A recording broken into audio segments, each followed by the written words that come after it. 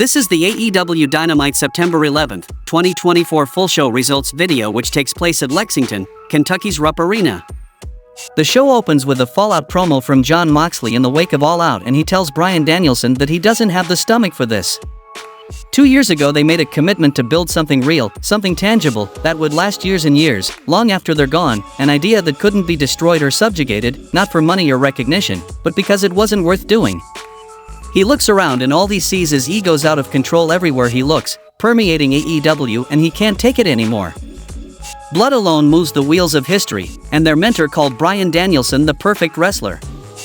He was always the Lordship's favorite, but William Regal, not mentioned by name at any point in this promo, saw himself in Moxley and said men like them are what they are and can't pretend otherwise. He's no villain and he's no hero, but he knows why God put him here. He's the one true king of these lands. Diplomacy has failed and today, he chooses war. Tony Schiavone is in the ring and introduces Christian Cage and the patriarchy and talks about Christian's guaranteed whenever, wherever title match, and Cage scolds the crowd before beginning. First thing, his son Nick Wayne told him word on the street is Christian Cage has infinite aura, and considering that he's carried this company on his back for the last year and a half, most people would say that's true, but with the contract it's undeniable. Wembley didn't start off how they'd have liked, but he rallied and won the gauntlet match, but something interesting happened in that match. As Killswitch had him guzzled, he looked into his eyes and he saw that the light bulb finally went off, and he realized what he is and what Cage needs him to be. A monster, a wrecking ball, a killer, the most complete big man in the business today, and he belongs to Christian. Moving on, he'll beat Bryan Danielson so bad he'll wish his wife had CTE so she wouldn't know what a disappointment he is, and now he's the reigning defending undisputed next AEW World Champion. Renee Paquette interviews Don Callis and Will Ospreay backstage, and Callis has a great idea for Ospreay. He's won every casino gauntlet he's ever been in and the winner gets a tag title shot, so he wants Will and Kyle Fletcher to team and go after the tag titles. Ospreay says he's got a lot on his plate and he appreciates he owes Callis a favor, but he's got Ricochet breathing down his throat and so on. Don is apologetic but says if he has to cash in his favor on this, well, consider that he's cashing in his favor, and Kyle makes a plea that he wants to win the tag titles with his pal and Will gives in. Then we saw a match between Jack Perry versus Lio Rush for the AEW TNT Championship, and the result of this match was Jack Perry defeated Lio Rush by pinfall with a running knee, retaining the AEW TNT Championship. Backstage, Alex Marvez interviews Jack Perry and he says people like him are crucified in this life so they can be worshipped in the next, and he gets on the scapus and drives off. Renee Paquette interviews Hangman Adam Page backstage and he says if he had found 1,000 houses that Shane Swerve Strickland called home, he would have burned 1,000 houses down, and he meant every word that he said and every drop of blood that he stole from him. People that saw it in person make no mistake that he meant it, and now he speaks to everyone. If you got in his way, if you stood between them or tried to protect Swerve from him, he would find you and he will hurt you. Hangman attacks a dude on his way out and stares down top flight before turning to the Dark Order, and Evil Uno says he doesn't know who Page is anymore, and Adam turns to see Jeff Jarrett standing there. Jarrett says his family has been in the business for 3 generations and he's seen plenty of men walk that dark path, but it always ends the same way, in shame and regret. Hangman will regret the day he laid hands on Karen Jarrett, and Hangman attacks Double J and throws him into a pile of chairs, screaming "Nobody asked you," as Karen arrives with Jay Lethal and he runs off. Commander and the Private Party make their entrance for a trios match, but Jon Moxley, Marina Shafir, Claudio Castagnoli, and Pac are here to ruin the fun.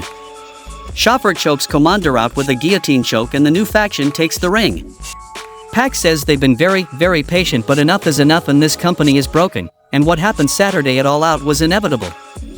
They are inevitable, a product of this festering environment, and as for him, he's been very lost for very long, but not anymore. Now he has something to believe in, a purpose. Diplomacy has failed, and this company is theirs. Back from the commercial, the Learning Tree drives up to the arena and get out in a loading dock, and Chris Jericho says today is a glorious day to be the Learning Tree. He's got his brand new Bentley convertible, his top students are with him, and his $7,000 jacket that Orange Cassidy ruined. So that's why he took Orange's backpack as collateral, and he found something inside that was very interesting, and he's going to show everyone what it is later tonight. The next match happened between Ricochet versus Sammy Guevara, and the result of this match was Ricochet defeated Sammy Guevara by pinfall with vertigo. Post-match, the Beast Mordos spears Ricochet and Guevara grabs a chair and runs Mordos off, then Sam helps Ricochet to his feet and raises his hand. Back from the commercial, Renee Paquette interviews Kazuchika Okada and he mock cries about how hard defending the title at All Out was before saying it was in fact very easy.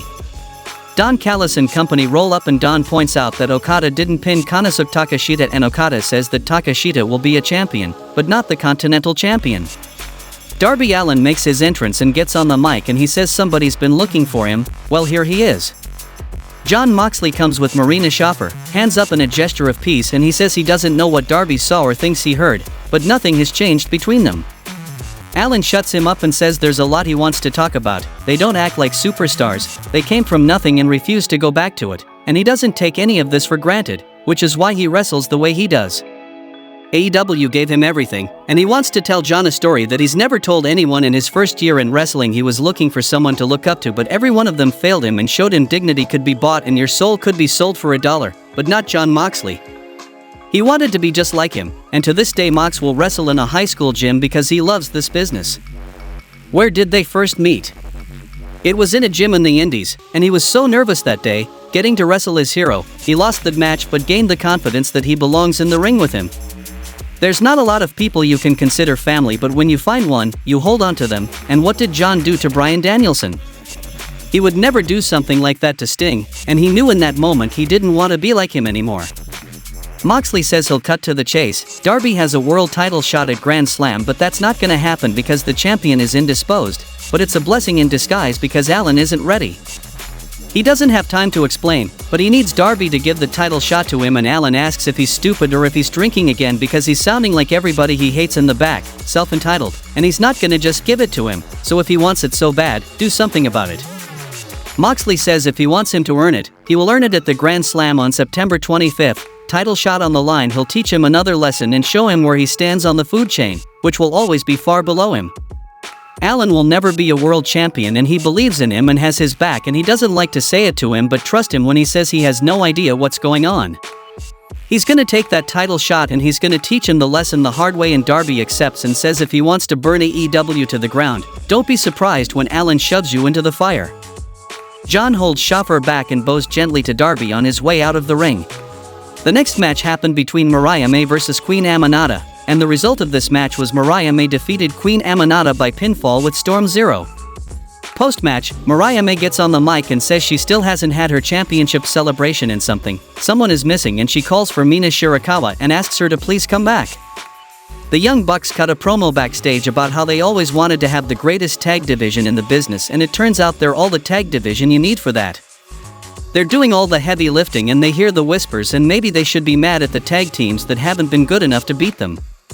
That's why they booked the Casino Gauntlet, and whoever wins it gets a title shot at Grand Slam. Then we saw a match between Iron Savages versus the Learning Tree, and the result of this match was the Learning Tree won the match by pinfall with the 1-foot pin from Chris Jericho on Jack Jameson. Post-match, Chris Jericho gets on the mic and whines about his ruined jacket some more, and he doesn't think he's going to get his $7,000 back, so he's just gonna keep taking Orange Cassidy's things, and he finds something interesting in his backpack, a framed picture of Orange with the best friends in better times. He says Cassidy's problem is he's still obsessed with friendship, and he needs the lesson that there are no friends in pro wrestling, and if you think you have a friend, you're probably being used, so get your head out of your ass, forget about your friendships, and give him his money. Orange Cassidy appears on the Tron and he says he has Jericho's money, just not all on him, but his boys are bringing the rest of his cash. The camera pans to Mark Briscoe driving a front loader with a bucket full of coins, and Kyle O'Reilly riding shotgun. Briscoe drives the construction vehicle up to Jericho's car and dumps the coins out, and Cassidy makes some change and tells Chris that should do it. Back from the commercial, Nigel McGuinness is in the ring and he apologizes for the interruption, but he has something to get off his chest. Since there's not going to be an AEW World Championship match at Grand Slam, which is great for Bryan Danielson, who is probably in an iron lung gasping for air like Justin Roberts did when Bryan choked him with his own tie. But it's not so good for AEW, because an event like Grand Slam should at least have the world champion compete, and this brings him to this, and he pulls out a rolled up piece of paper. How many years has he watched Bryan Danielson's career from the sidelines as an afterthought, a postscript to success that should have been his? He goes on, claiming Danielson is afraid of him and the one match everyone wants to see, but Tony Khan isn't afraid and he knows a money match when he sees one, so at Grand Slam, it'll be Bryan Danielson versus Nigel McGuinness. He can guarantee that at Arthur Ashe Stadium, Oasis will play him to the ring, but will Bryan Danielson join him in the final countdown, or have we seen the American Coward's last match? In the main event of the show, we saw an AEW World Tag Team Championship No. 1 Contenders Casino Gauntlet match between FTR vs Grizzled Young Veterans vs Kyle Fletcher and Will Ospreay vs MXM Collection vs The Acclaimed vs The Outrunners vs The Righteous vs Top Flight vs Undisputed Kingdom.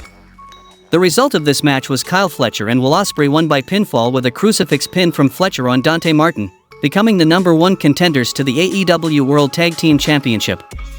The Young Bucks confront their new challengers and the show goes off the air.